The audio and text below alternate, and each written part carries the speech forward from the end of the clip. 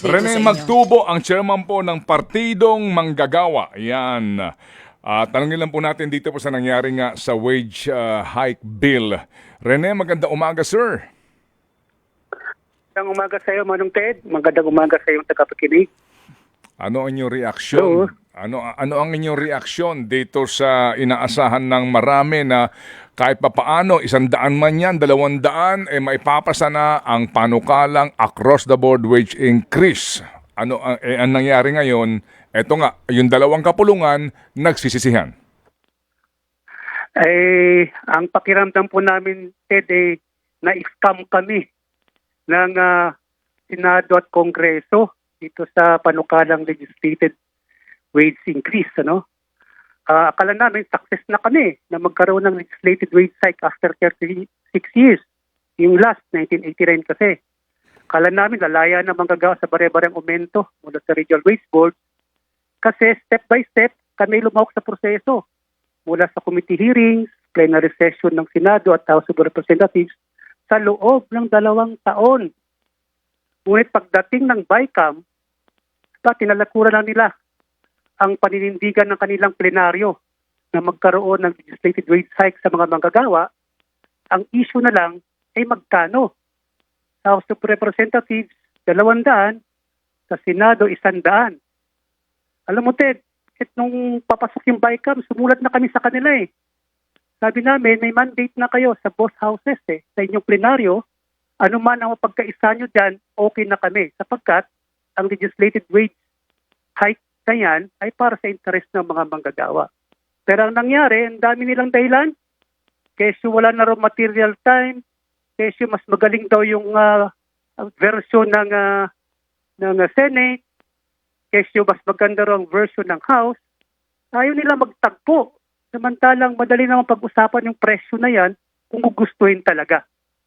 At balitaan pa namin, itong palapit yung BICAM, bandang Lunes, 3 session day na lang, sumulat ang economic manager si BBM sa Senate President at saka sa House of sa Speaker at nanakot na naman na kapag hinayaan na magkaroon ng legislated wage hike, ay sasara ang mga pabrika, magkaroon ng inflation, wala na attraction ng foreign investments, etc. etc. Alam mo, 2 years namin binunuyan sa Senado at saka sa Kongreso. Lahat ng argumento ay inihapag na sa committee hearings at nasagot na. Kaya nagpasya pa rin sila sa committee nila na go ang legislative wage hike. Sa plenaryo nila, go ang legislative wage hike.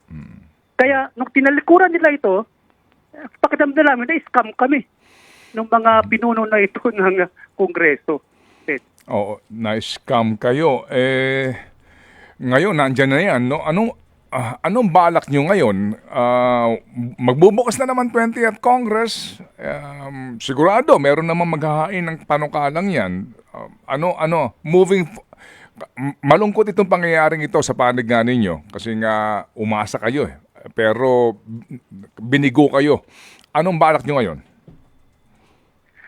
Sa ngayon ay ina-assess namin yung capacity naman namin sa hanin ng manggagawa na ilaban yung legislative wage hike. Hindi naman namin yung aatrasan. Pero naman kaming mga panibagong mga champions naman nanalo sa party list elections, sa Senado, na pwedeng humarap niyan. Pero may aral na na dapat itong mga pinuno ng ating gobyerno, yung Speaker, yung Senate President, yung Presidente, dapat ito manindigan wag sa interest ng mamamayan. Alam mo, sabi ni BBM, bold reset tayo para tugunan yung pangangailangan ng mga manggagawa o ng mamamayan. Wag politika. Ito na dapat yun Yung bold reset niya pala, peke rin. Diba? Hindi rin maasahan, propaganda lang. So, kami naman, tuloy lang. Marami pa namang mga like-minded at mga progresibong mga babatas dyan na maaring pag-champion sa interest ng mga manggagawa. Kaya tuloy namin yan. Pero may aral na kami kung sino-sino itong mga deserving na mga politicians na dapat i-cancel na ng mga manggagawa at huwag nang supportahan pagdating ng mga eleksyon. Hindi naman tayo nagkukulang ng champion, Sir Rene. Di ba? Tama naman. Hindi tayo nagkukulang ng champion. Ang problema nyo, yung champion kasinungalingan. sorry sorry po.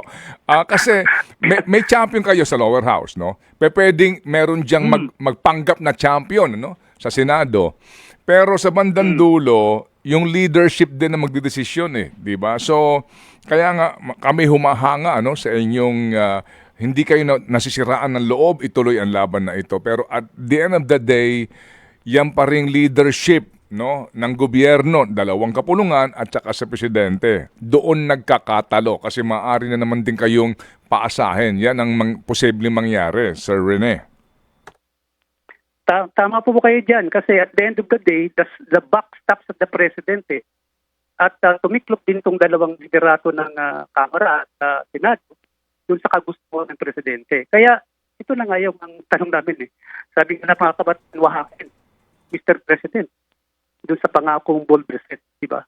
So, yun yung aral namin. Kaya siguro, panawagan namin, pag na itong i-cancel na nga, dapat mga undeserving politicians i-kampanya na ito na wag mamuno, wag bigyan ng pagkakataong mamuno sapagkat sinabibenta ang interest ng mamamayan para lang sa kanilang interest. Kitang-kita na ngayon dito sa legislative wage hike struggle ng mga manggagawa. Pero kami naman, sanay namin, siguro, sabi nila kulang pang pwersa namin para itulak yan. Kaya mag-organisa pa rin kami at tulong pa rin namin yung interest ng mga manggagawa. Amen.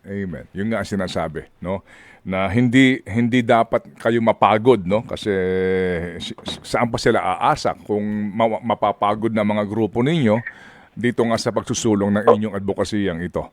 All right. Oo nga. Sige. So Rene, ano ang inyong mensahe sa mga nagpaasa sa inyo? 2 yan, 2 Committee on Labor Chairman, leadership ng 2 kapulungan, at sa Malacanang ngayon, ano ang inyong mensahe?